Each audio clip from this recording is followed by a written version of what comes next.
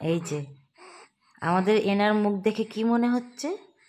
কি শান্ত, কি ভদ্র, তাই না?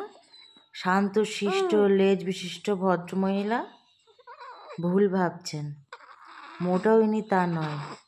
ইনি একটা বিছুটি পাতা, চিংড়ি মাছ।